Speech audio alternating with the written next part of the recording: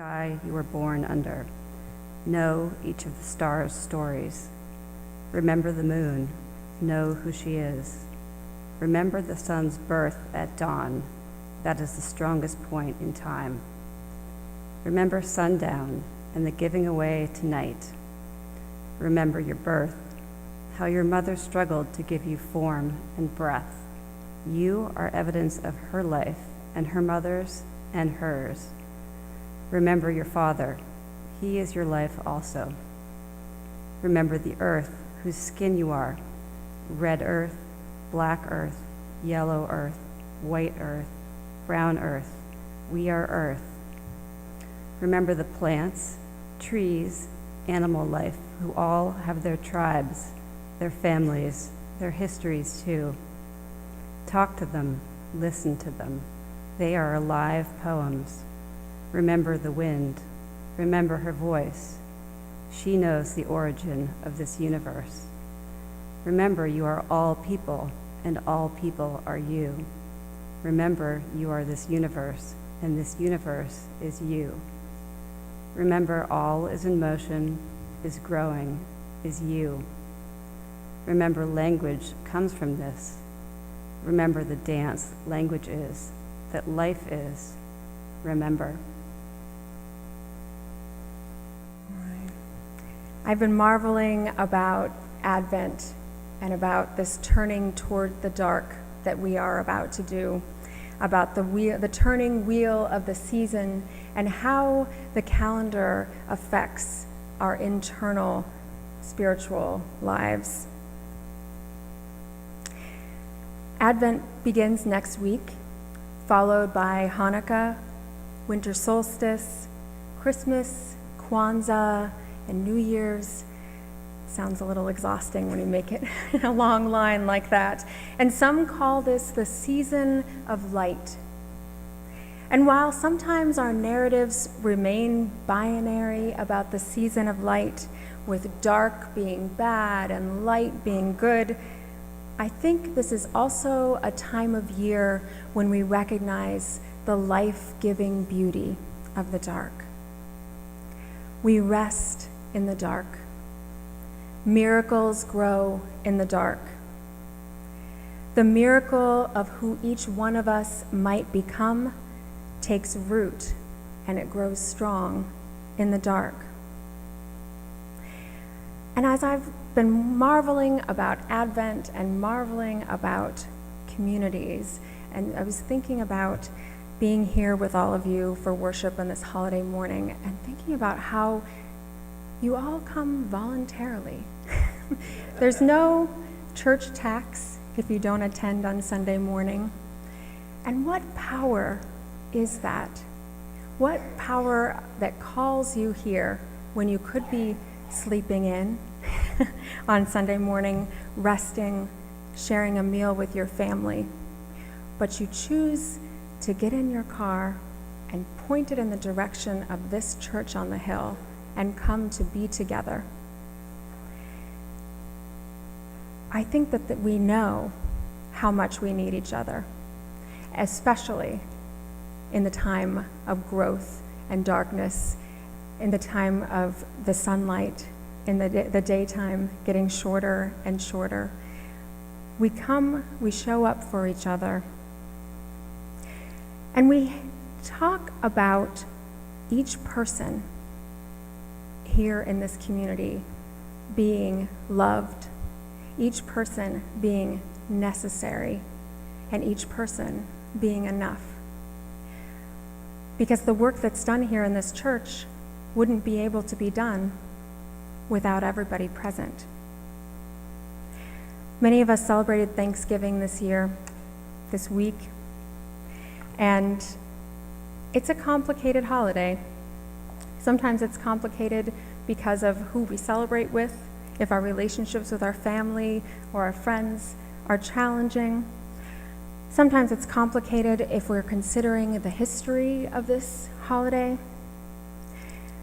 And as I reflected on this and reflected on the powerful incubator that is First Parish, I remembered Valerie Carr's sick prayer Seek Prayer for America from last November. Have you heard this? Do you remember this? Valerie Carr is a lawyer, she's a human rights advocate, and she's the founder of the Revolutionary Love Project.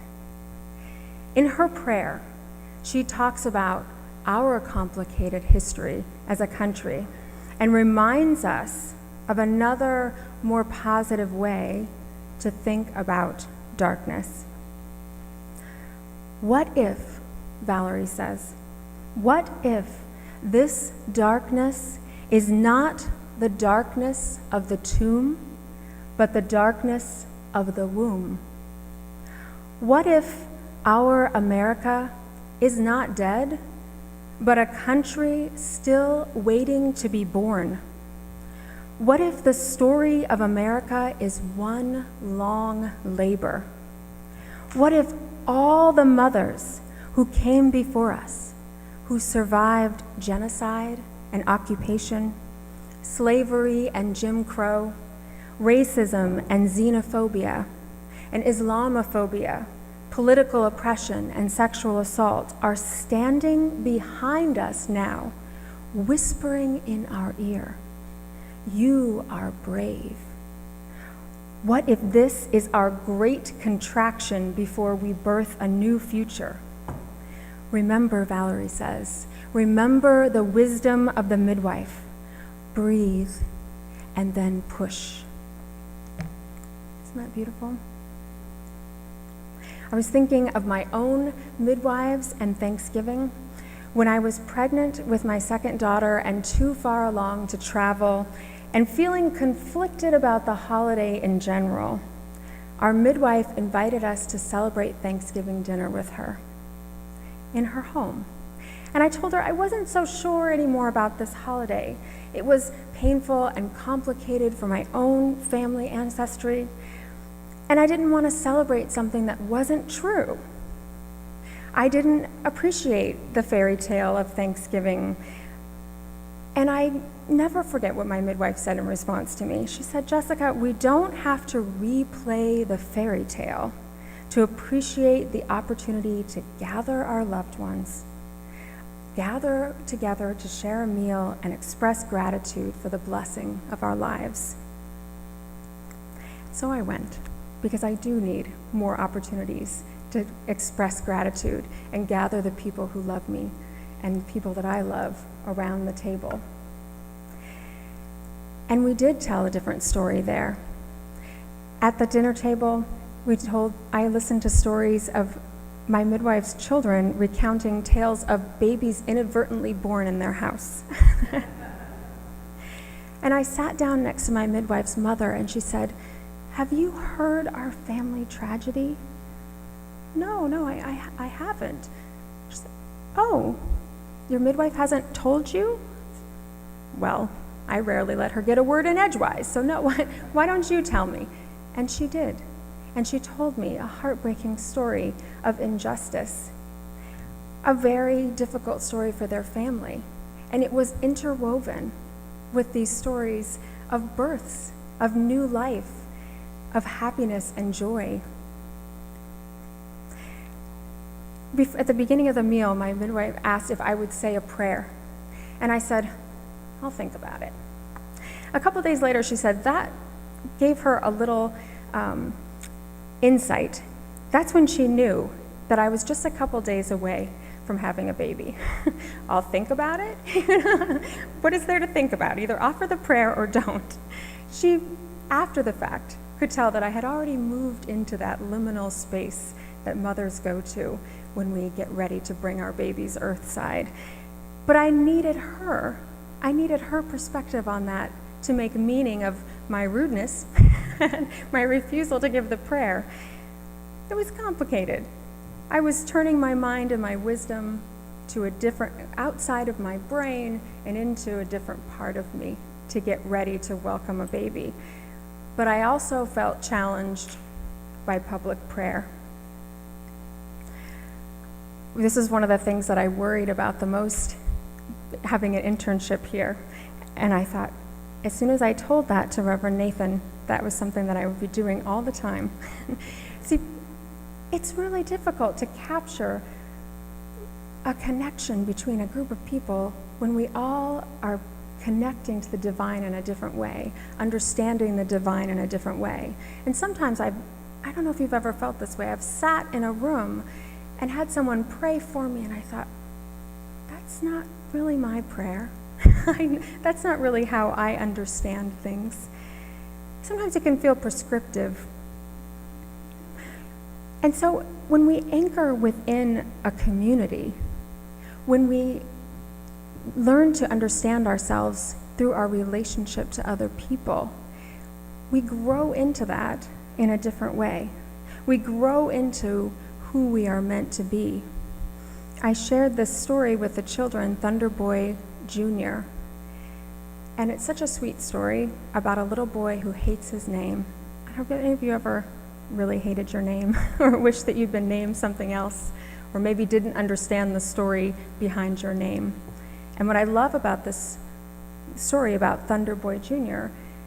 is that he was examining his life and talking about the things that he thought was important about who he is and his talents and skills and what he wants to bring forth into the world.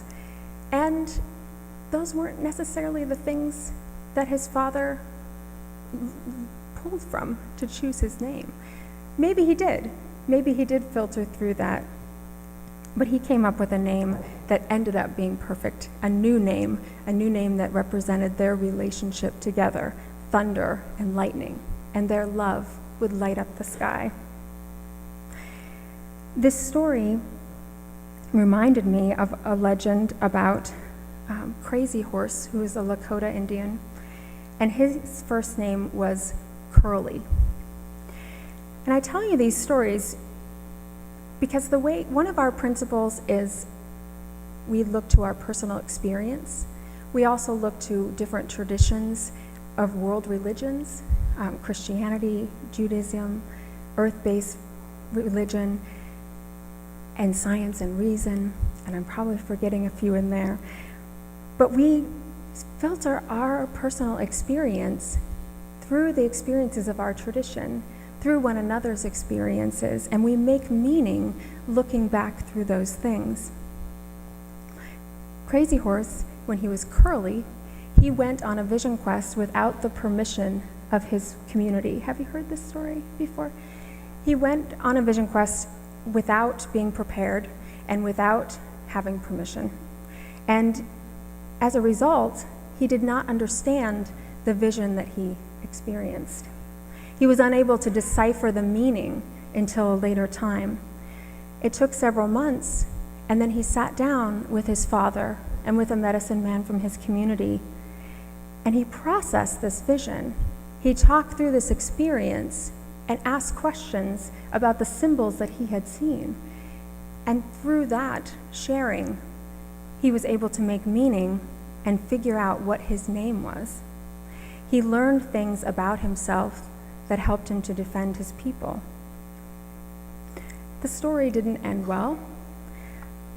He was not able to stop the genocide against his people, but the Lakota who did survive the genocide still remember Crazy Horse's faith and his courage and his commitment to his people.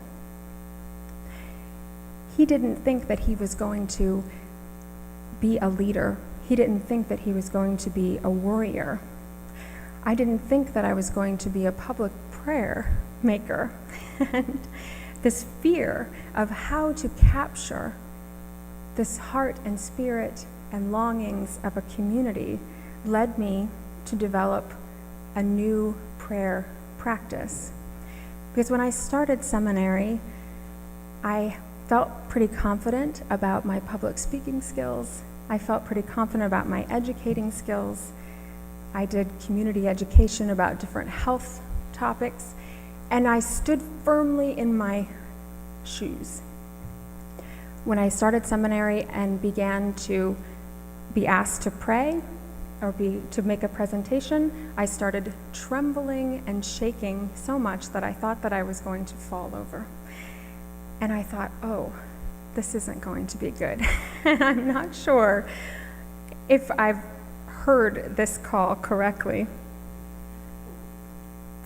I started to doubt. I started to wonder if I would be able to stand up in front of a group of people and lead a prayer or offer a reading. Based on my fear of praying and leading a pastoral prayer, I developed a practice of thinking about this congregation, of thinking about what is going on in the world around us, thinking about what might be going on in our individual worlds, and coming early on Sunday mornings and sitting in the pew where you sit and praying and meditating. And then I went and sat down and just wrote it down. And after I wrote it down, I didn't practice it, I didn't rehearse it, because I thought, you don't rehearse. We come together without preparation, without cleaning up well, without making sure that we don't have anything stressful going on in our lives. And in honor of that, that is why I was not practicing the pastoral prayers that I had. Because we are each anchored and grounded together in a shared experience as a community.